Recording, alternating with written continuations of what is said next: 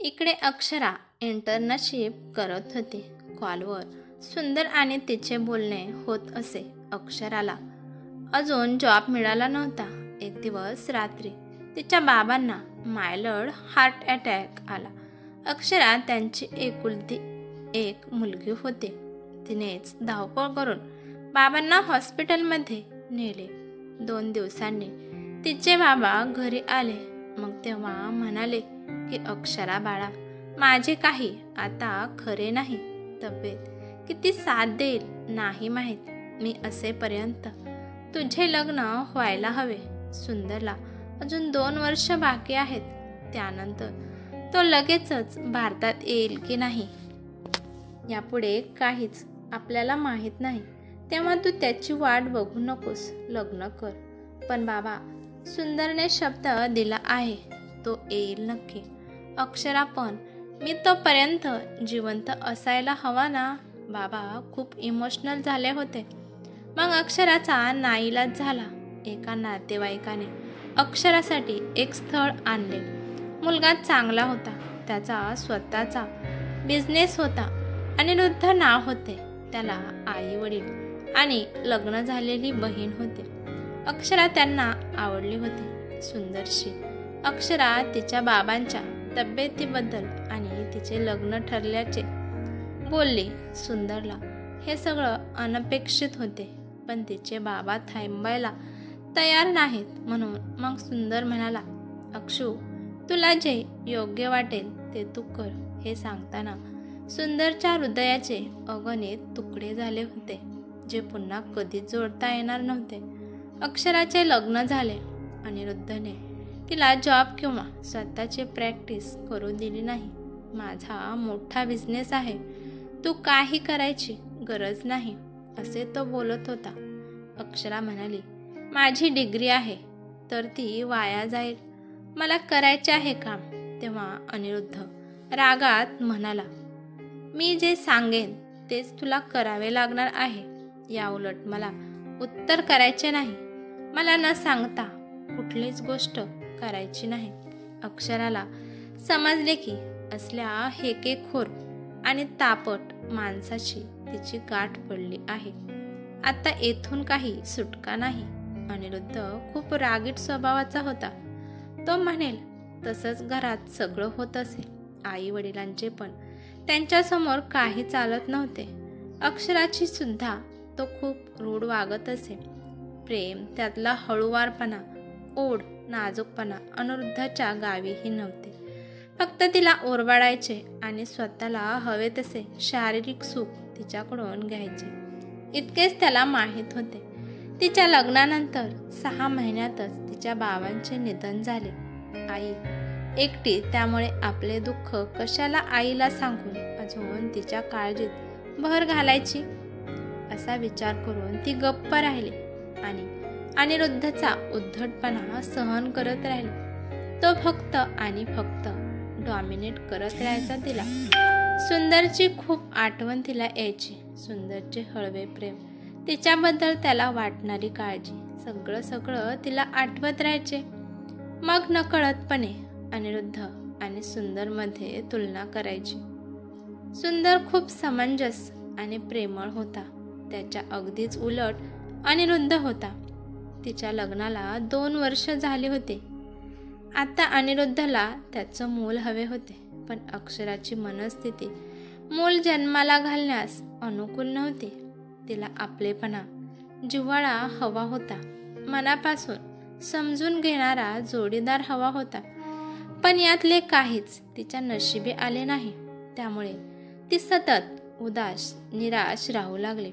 स्वतःसाठी जगायचं जणू विसरूनच गेली. स्वतःच्या कोशात ती राहू लागली. खूप क्वचित अनिरुद्ध तिला बाहेर घेऊन जात असे, कारण त्यांचा संशयी स्वभाव. तिनेही एकटीने बाहेर जायचे नाही.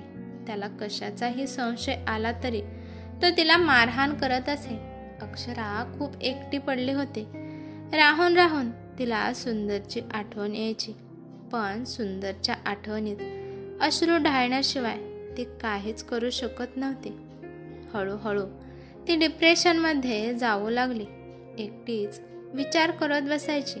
त्यात तिला दिवस जात नव्हते म्हणून अनिरुद्ध तिला घालून पाडून बोलत असायचा. मग सासूनेही तिला वांज ठरवून टाकले होते. हिला घटस्फोट दे आणि दुसरे लग्न कर असे तिची सासू अनिरुद्धला म्हणत असे. अक्षराला समजतच नव्हते की काय करावे, यातून मार्ग कसा काढायचा. सतत चिंतेत असायची ती. मग एक दिवस तिने स्वतःला संपवण्याच्या हेतूने तिच्या सासूकडे असणाऱ्या झोपेच्या गोळ्या घेतल्या. अनिरुद्ध घरी आला तेव्हा त्याने बघितले. मग तिला हॉस्पिटलमध्ये घेऊन गेला. ती गेली तर उगाच आपल्यावर खुनाचा आरोप येईल म्हणून तिला लगेचच हॉस्पिटलला घेऊन आला. पण ती यातून वाचली तर तिला पुन्हा घरात नाही घ्यायचे हे त्याने ठरवले होते. अक्षरा जेव्हा शुद्धीवर आली तेव्हा एकदाच अनिरुद्धने हॉस्पिटलमध्ये फोन केला होता. त्याला समजले की ती आता ठीक आहे. मग त्याने पुन्हा काहीच चौकशी केली नाही की अक्षराला भेटायला सुद्धा आला नाही. आता 2 दिवस झाले होते. अक्षरा अजून हॉस्पिटलमध्येच होती. पूर्ण बरी झाली होती. सकाळीच सुंदर तिला भेटायला तिच्या रूमकडे गेला. अक्षू कशी आहेस? आता त्याने विचारले. मी ठीक आहे सुंदर. मला स्वप्नात पण नव्हते वाटले की तू मला असा अचानक भेटशील. अक्षू यालाच तर डेस्टिनी म्हणतात ना. पण मला सांग, तू आत्महत्या करण्याचा का प्रयत्न केलास? आणि तुझे मिस्टर कुठे आहेत? ते तुला भेटायलाही आले नाहीत. सुंदर मला मरायचेच होते रे. मला नको आहे माझे जीवन. काहीच नाही माझ्या आयुष्यात. सुंदर तिच्या जवळ बसला. तिचा हात हातात घेतला. म्हणाला, काय झाले मला सांग अक्षरा. अगं अशी निराश उदास अक्षरा मी कधीच पाहिली नव्हती. किती आनंदी आणि बिनधास्त जगत होतीस तू. कुठे हरवली ती माझी अवखळ अक्षरा. तुला असं उदास नाही पाहू शकत मी. आणि स्वतःकडे बघ, किती अशक्त झाली आहेस तू. सुंदर तुझी अक्षू कधीच मरून गेली रे. आता फक्त हे अक्षराचे शरीर दिसते आहे तुला. अक्षरा मला सांग, सगळं काय असे घडले तुझ्या बाबतीत की तू जीव देण्याचा विचार केलास? मग अक्षराने तिची कहाणी सुंदरला सांगितली आणि सांगता सांगता त्याला मिठी मारून रडू लागले. त्याने तिच्या डोक्यावरून हात फिरवला आणि म्हणाला, खूप सहन केलंस तू. मला एकदा सांगायचे तरी होते. कसं सांगणार होते? सुंदर माझा नवरा सायको आहे रे. त्याचे लग्न झाल्या झाल्या सगळ्या मित्र मैत्रिणीचे नंबर मला डिलीट करायला लावले आणि माझाही नंबर त्याने चेंज केला. तो सतत माझ्यावर नजर ठेवून असायचा. अक्षरा बास आता. आता तू बिलकुल रडायचे नाहीस. मी आहे सोबत तुझ्या. तुझ्या नवऱ्याला घटस्फोट दे आणि या लग्नातून कायमची मुक्त हो. हो सुंदर, आता मी परत त्याच्याकडे जाणार नाही आणि त्यालाही मी नको असेल म्हणूनच तो मला भेटायलाही आला नाही. नको काळजी करू अक्षरा, मी आहे. सुंदर मी घरी जाऊ शकते का? मला आईला भेटायचे आहे. आता मी तिच्या सोबतच राहीन. तुझ्या आईला हे सगळं माहीत आहे का? नाही. सुंदर आईला टेन्शन नको म्हणून मी तिला काहीच सांगत नव्हते, पण आता सांगेन. ओके अक्षरा, उद्या तू घरी जाऊ शकतेस. अक्षराला आता खूप हलकं आणि मोकळे वाटत होते. आता आपण परत अनिरुद्धकडे जायचे नाही हे तिने ठरवले होते. दुसऱ्या दिवशी सुंदर हॉस्पिटलला आला आणि अक्षराकडे गेला. अक्षरा कसे वाटते तुला आता? छान वाटते. सुंदर आणि अक्षरा आईला भेटणार मी म्हणून आनंदीही आहे. अक्षरा एक सांगू? त्याने तिला विचारले. हो सांग ना सुंदर. त्याने तिचे दोन्ही हात आपल्या हातात घेतले आणि म्हणाला, अक्षरा मी आजही फक्त तुझ्यावरच प्रेम करतो आहे. मी तुला विसरू शकलो नाही. तुझेही माझ्यावर प्रेम आहे का? सुंदर माझे प्रेम आहे तुझ्यावर, पण आता कसे काय? आपण एकत्र येणार म्हणजे काय म्हणायचे अक्षरा तुला? सुंदर, तुझेही लग्न झाले असेलच ना?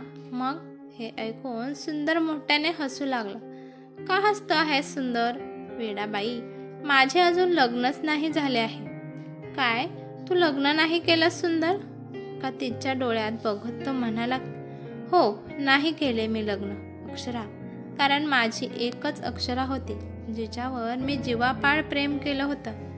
दुसरी कोणी या जगात आपल्या डोळ्याकडे इशारा करत. सुंदर म्हणाला, भरलीच नाही ग, आणि तू बोलायचीस ना की मी माझ्या या डोळ्यात तुझं जग सामावेल आहे. मग या तुझ्या जगात दुसरी अक्षरा कशी काय येऊ शकते? तिचे डोळे भरून आले. त्याने तिचे अश्रू पुसले. सुंदर, इतका प्रेम करत होता तो माझ्यावर? हो अक्षरा, आणि आयुष्यभर करत राहणार होता. पण माझे प्रेम खरे आहे म्हणून तू मला पुन्हा भेटलीस. मग सुंदरने त्याच्या शर्टच्या खिशातून एक गुलाब बाहेर काढला. तिच्या समोर गुडघ्यावर बसला. तिला तो गुलाब देत म्हणाला, will you be my Valentine Dumbo? सुंदर नो से डम्बो म्हणत ती हसली. सांग ना अक्षरा, आज व्हॅलेंटाईन डे आहे. आय विल बी, ती म्हणाली. सुंदर तिला आपल्या मिठीत कैद केले. म्हणाला, मी पण आईला भेटायला येऊ ना? हो म्हणत अक्षराने आनंदाने डोळे बंद करून त्याच्या मिठीतील उबदार प्रेम श्वासात भरून घेत राहिले. सुंदरने अक्षरासाठी जो घेतलेला निर्णय योग्य आहे का ते मला नक्कीच सांगा. आणि अक्षराची आता त्या दुष्ट, रागीट आणि हेकेखोर माणसाच्या स्वभावातून आता तिची सुटका झाली होती. तसेच ही कथा तुम्हाला कशी वाटली ते मला कमेंट करून नक्की सांगा. कथा आवडली तर लाईक शेअर नक्की करा आणि चॅनलवरती नवीन असाल तर चॅनलला सबस्क्राईब करायला विसरू नका. धन्यवाद.